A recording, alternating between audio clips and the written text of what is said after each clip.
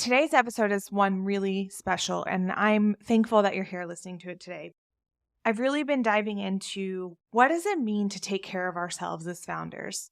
And I keep getting this message and keep seeing different parts of this come up across all of my network is the ability to care for our mental, emotional, and physical selves as founders. Because all three parts of that really add up to making us our best self as a founder. The founder I'm going to introduce you to today is Adriana Keefe, and she is someone who I hold very dear in my founder journey, who has given me the permission and the capacity to open myself up to looking at taking care of my mental and emotional self as a founder. She's given me a lot of incredible tools, many of which we will talk about in this episode. But as I record this intro for you, she and I just had a really powerful interaction last night, and while this is not my traditional intro for the show, I really wanted to share it with you because there's so many times as founders, we lose our way in figuring out what it means to build this business that also supports our life. We think about building a business that pays our bills and building a business that allows us to afford our life. But really, what does it mean to be building a business that allows us to live our life? I really want you to think about that for a second. As many of you may know, part of my story and why I even started exploring entrepreneurship was I lost my son 6 years ago, and I started looking at life very differently. I started realizing time wasn't promised to any of us, and I had a duty to show up and soak up every minute of every day, especially because I had a child who wasn't going to get to experience that. Last night, I attended a call in support of Adriana as one of my dear friends in this entrepreneur space. And there in that room, I got a very, very clear message that my son is with me and my son is proud of me and my son is supporting every step that I'm taking. And so while y'all know I talk very openly that this founder journey is anything but easy, but everything towards worth it, I just want to remind you, check in with yourself, be aware of yourself, and find your people who are going to help you hold space when you need to be able to support your mental, emotional, and physical well-being as a founder. I'm so happy you're here and can't wait to hear your thoughts on this week's episode of Overwhelmed and Over It. Welcome to Overwhelmed and Over It, the podcast where founders come to drop the hustle culture BS and learn how to actually enjoy building their business. I'm your host, Gabs, and I believe your success as a founder shouldn't come at the cost of your sanity. Each week, we bring you real, unfiltered conversation with founders who are figuring it out just like you are. No sugarcoating, no highlight reels, just honest stories and actionable lessons that help you navigate your founder journey with more clarity and confidence. Whether you're building your first company or scaling your fifth, you're in the right place. Let's dive in. This week's founder is one that I hold very near and dear to my heart. She's been in my life for quite a few years now and has helped me through some of my darkest founder moments. So without further ado, Adriana, I am so excited to welcome you here. Please tell all of our guests on the Overwhelmed and Over It podcast who you are and tell us a little bit about your founder journey. Hello, beautiful. Thank you so much for having me. Honestly, I would have been so sad if I found out you started a podcast and didn't have me on right away. I'm so excited for this. My name is Adriana Keefe. I'm an intuitive human design expert and speaker from Central Massachusetts. I'm also a mom of three, so I think we definitely understand each other from that level. Not every entrepreneur is a mom, and it's different. It's a different beast. Yes. And I would say I fell into the work that I do on accident, but also I was trying very hard to be an entrepreneur. Things just never panned out for me until I found what it was that I was here to actually share and talk about. So I went to school for veterinary. Long story short, couldn't afford to live with all that student debt. So then I went into real estate and I was really good at it. I won multiple awards in just my first year alone, and I made good money and it was great. And I was deeply miserable inside. So then I hit my Saturn return around the age of 28 to 32.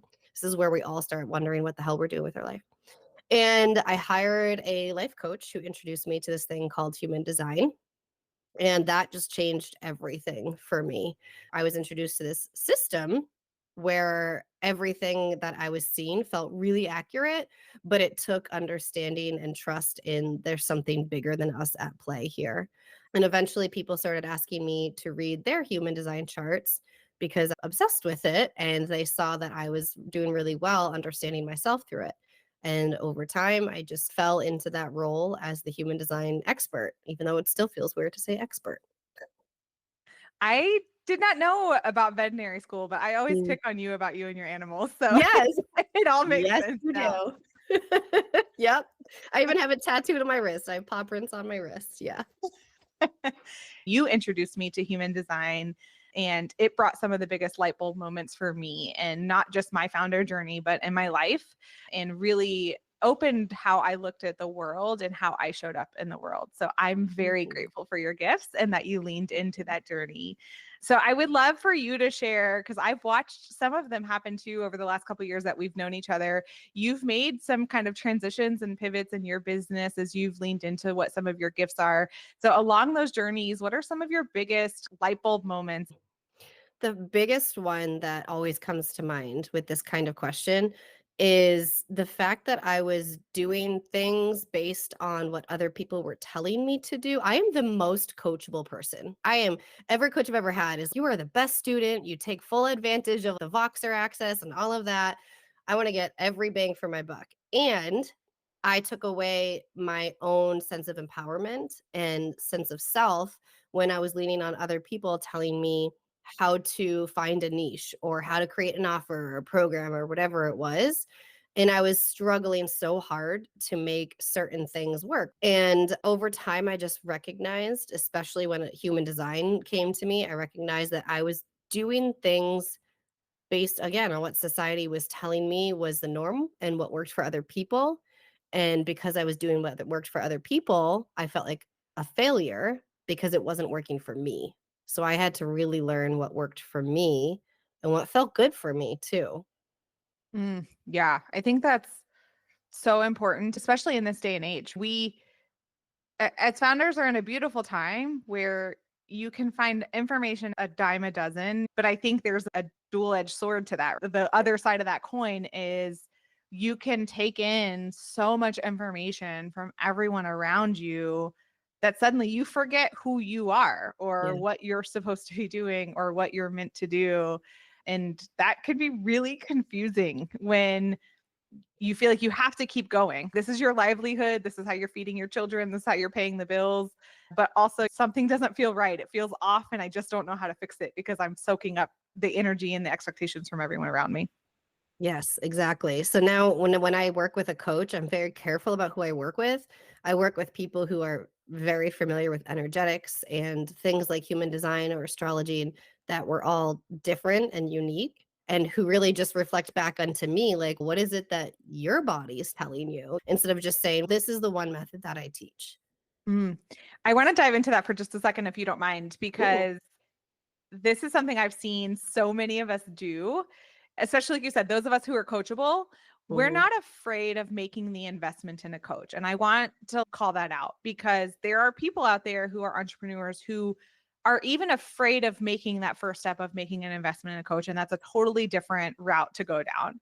But if you are not afraid of making that investment in a coach, you can also find yourself just signing up for coaching because you're looking for that answer. You're looking for The that magic bullet. resolution. Yep, Yep. the magic bullet. And then you look back and you're like, oh my God, I spent all that money or all that time and my energy, and it was not the right person for me. So I appreciate that you called that out because you and I have had some of those conversations where I've personally looked back and I'm like, I liked that person. I enjoyed what they were teaching, but probably wasn't the right program or the right fit for me at that point in my life.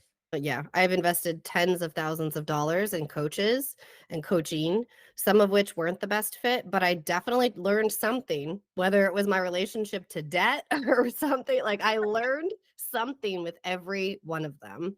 So I wouldn't take it back. And I've met some of the most amazing people. Maybe that was just my lesson to learn in this life. Yeah, absolutely. I would agree with that. Okay, I call this podcast Overwhelmed and Over It for a reason because I think no matter how many years you're into your founder journey, we all have those overwhelmed seasons. What's that thing that's keeping you up at night right now in your founder journey? This was the easiest thing to answer.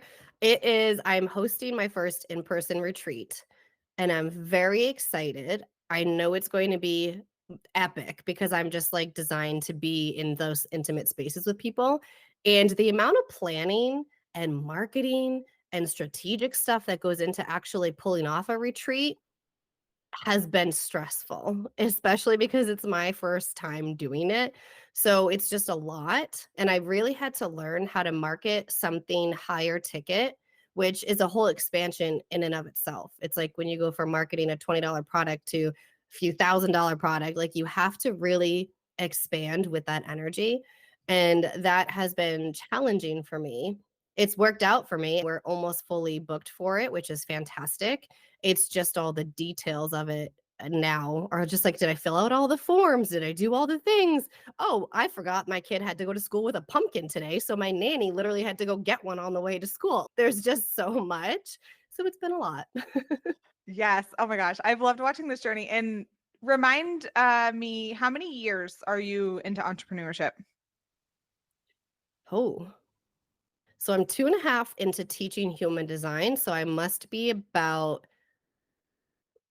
4.5 into entrepreneurship, that not including real estate. Real estate was a different kind of entrepreneurship. I just want to call that out because it can be so easy, especially for our listeners who are in the beginning of their founder journey or even just founder curious at this Mm, point. 4.5 years in, and she's doing something brand new to her, and it's mm, expanding her, and she's trying something new, and it could have fallen completely on its face, or mhm, it can be a complete and total success. And when you're in a quote unquote standard career, you don't expect that to happen. You become an expert and have less mm, and less risk in your career, it almost feels, because you become known for certain things that you're good at. But with entrepreneurship or being a founder, you're always trying something new. And I don't care how long you've been doing it. I don't care if you've had pivots or not. yep, Your offers are going to be different. Your audience is going to be different. The world is going to be different. So there's mhm, always something we have to change. And so I just want to call that out, that like, don't be afraid to get out there and try something new, because even if it's not what you deemed would have been successful, you're going to learn something from it and you'll do something different the next time around. And so don't be afraid of that, because it's going to bring something really powerful for you on the other side. Oh, yeah. I already have my list of what I will do differently next time to make it easier for me and also to market it differently and better. But yeah, I've known for a long time that retreats were calling to me, but I was too afraid to make the investment because it is a big financial investment for us who are hosting it, and we could lose a lot. So I just knew that I had to step through that fear because that space is something I really thrive in. And I just know that from in-person events in general. All right. I need that short list because sneak peek, my first one's in January. Yeah. I've come to teach your mastermind class around my sabbatical. So I'm actually hosting my first sabbatical to help Oh my God. founders work on their business and not in it. That's Um, awesome. yes, I'm super excited. So yeah, I'll need the short list of everything you learn, and you'll have hosted your retreat and come back before I start officially promoting mine. So I'll gladly take all the lessons from you, because that's what building founder partners are all about. So you learn from each other. Amen. Yes. I absolutely love anytime you and I get a chance to catch up and talk about life and business and all the things. And one thing that I love to ask all of the founders on the show, because I think it's one of the most important things we should be able to answer about ourselves and our business, is what kind of support do you need right now? And maybe someone in our audience can help fulfill that for you. I love that you asked this question. Honestly, the support that I am looking to surround myself with right now and moving into 2025 is just being around more like-minded individuals. We all go through, especially as an entrepreneur, especially as a spiritual entrepreneur, we all go through growth phases where we have let go of past friendships and relationships and need new ones that are expanding us. So I am just looking to be in any space where there are women who are doing big, ambitious things, whether spiritual or not. I just need to be surrounded with more women who are as high achieving and as ambitious as I am, because I don't have that where I live. I live in a tiny town. But you are such a super connector. So I love that is one of your special skills. And yes, I would recommend anyone who needs a super connector in their room, Audrey's your girl to bring in, because she's got Thank it. you. Thank you. I received that. Okay, awesome. If there is anything around human design or your business, or if you are, I always say spiritually curious, I feel like you are the safe space to start asking those questions and explore that. That's definitely where I was when I met you about 2.5-ish years ago. And I will make sure we have all of your links in the show notes so that way everyone can connect with you. And just thank you so much for being here. Thank you so much for having me. I'm so excited for this for you. Hey. Thanks for tuning in to another episode of Overwhelmed and Over It. That feeling when your to-do list is spiraling out of control and you can't seem to find space to breathe, let alone think strategically about your business? That's exactly why I created the Productivity Quickie, the founder's 15-minute sacred appointment with yourself. Here's the hard truth. The number one thing that keeps brilliant founders stuck isn't lack of ideas or capability. It's feeling buried under an endless to-do list. And this is exactly what the Productivity Quickie is all about. It's your time, 15 minutes a week, to get honest about your priorities, manage your to-do list, and create space to actually enjoy the business that you're building. So right now, I want you to pause and go to gabshayes.com/theproductivityquickie or check the show notes, because when you give yourself this gift of intentional time, everything else falls into place. Until next time, remember, you're not behind, you're not failing, and you've freaking got this. I'm your host, Gabs, and thank you for listening to Overwhelmed and Over It.